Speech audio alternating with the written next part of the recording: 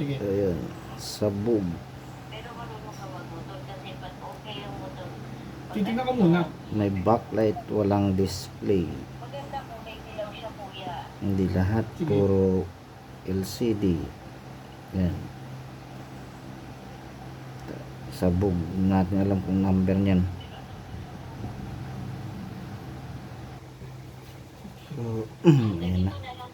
Natanggal na natin yung parts. Nahanap tayo dyan. Yan pwede. So, ayan na. Napalitan na natin. Ang labo.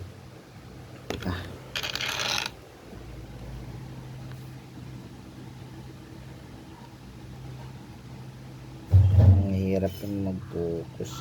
Ayan. Palitan na natin.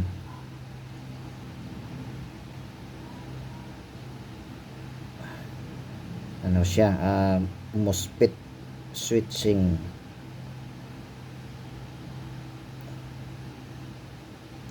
Ang number niya ay 3407. 3407 yung switching sa mga China board. Yun nakuha ko. Okay, so ayan, assemble na natin. Ayan na. Ayan, ayan natin dahil sunog na sunog yung board niya. Yan, assemble na natin. Power on na natin. Ay, saksak mo pala. Yun,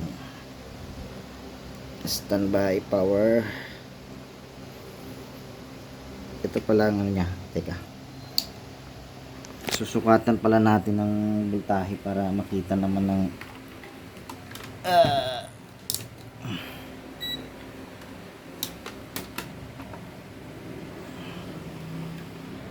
saksak ko dito natin para mas makita. Saksak. So yan, 12 volts siya, tapos magti 10 volts. Parang nag-drop siya pero okay yan. Pag nag-power on ka ulit, magiging 12 ulit siya.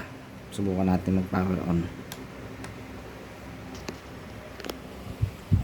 Ayan, may backlight na. Sukatan natin ulit. So ayan, 12 ulit siya pag nag-power on. Ganyan yung operation niya. Okay.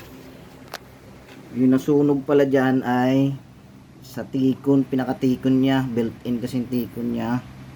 Supply para sa EBDD. Number niya ay 3407. Ayun, bukod sa nasunog yung IC, short yung capacitor. Ito. Yan. Ayan, parang muta na lang. Wala na. Kita yan. Tsaka yung IC. MOSFET pala siya. MOSFET switching. Okay. Tingnan natin kung may display na. Yun. Ayan na oh. Oh ha. Okay. TCL pala siya. TCL. Ayan. Okay. Good na naman. May pambiling bigas na naman tayo. Okay. Ito pala yung ano niya, model. Yan, 50P 747 TCL. Unang sira niya, wala pa isang taon.